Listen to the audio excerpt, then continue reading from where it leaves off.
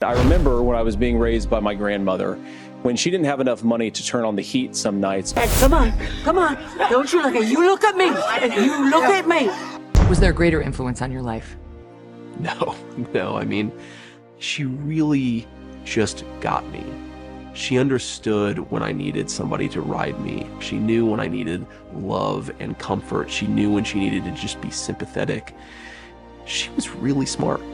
I didn't know how Waltz was going to get out of it, because it was clear to me that he would do two things.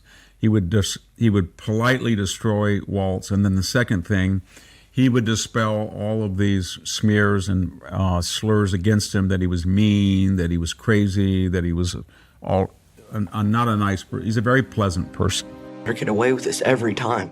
I told you that I would do better. You always say that. You're lying. I always try. You got to think about these kids. What do you think I've been thinking about since I was 18 years old, huh? And then she just sped up, and she kept on saying, I'm just going to crash this car and kill us both. I'm going to crash this car and kill us both. I could crash. Mom, I could crash this car and I could kill us. Stop. Then you would know how lucky you are. Stop the car, please. JD jumped out of the car. Someone called the police, and his mother was arrested. And I'm proud to say that tonight my mom is here. 10 years, clean and sober. I love you, Mom.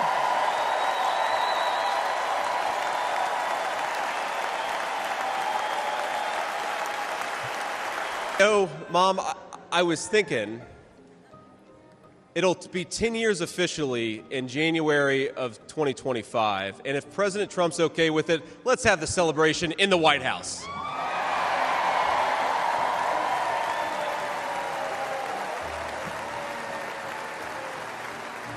If Trump can discipline himself and not get into the personal invective and stay with the issues, turn Vance loose on the talk shows on the weekend, and cut down his rallies, maybe because they expose him to a great deal of danger. And it's in his rallies that he says things. When he's in interviews, like he does very well, actually, in one-on-one interviews, Trump does. JD Vance's rise in popularity has largely been tied to his appeal as a political outsider who resonates with working-class concerns. A significant number of Democrats felt that Vance dominated his recent debate with Waltz. A lot of those same economists attack Donald Trump's plans, and they have PhDs, but they don't have common sense, and they don't have Victor wisdom. Davis Hanson's endorsement of Vance as a Renaissance man also adds a layer to his profile, suggesting he has a breadth of intellect and versatility that sets him apart. When contrasted with established Republicans like Mike Pence and Paul Ryan, Vance's distinctiveness becomes even more apparent. Unlike these figures, who embody a more traditional GOP image, Vance brings a refreshing complexity, combining rural sensibilities with Ivy League polish, a juxtaposition that's both relatable and aspirational for many voters. The combination of his expanding bipartisan appeal and support from prominent voices like Hanson points to a potential realignment, not just within Ohio, but possibly in the broader GOP landscape. There were a lot of people, as I said, that criticized that debate. I have met him, and I've had long talks with him, and I've talked to him on the phone. The thing about him is he's kind of a Renaissance man. He grew up in Appalachia. He knows what poverty is. He went to Ohio State, and then he joined the Marine Corps. And, they faulted him for being a Marine Corps journalist, but I was in Iraq twice during the surge. There were no safe places in Iraq. Everything was a target. So he was in a combat zone. He goes back, he goes to Yale, he marries an Indian American. He writes a best-selling book. It's very hard to do with your first book. It was a bestseller for over a year. They make a movie out of him. The left just fawns over him as an authentic white critic of the pathologies of the white working class. Everyone in this world is one of three kinds.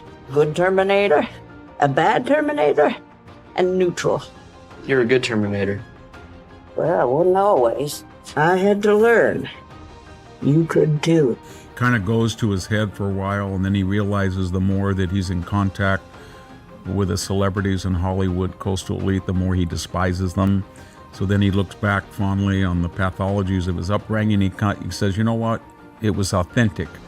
And he starts to transform, kind of in a reaction against hedge funds, Yale, all of that stuff. And he becomes a MAGA populist.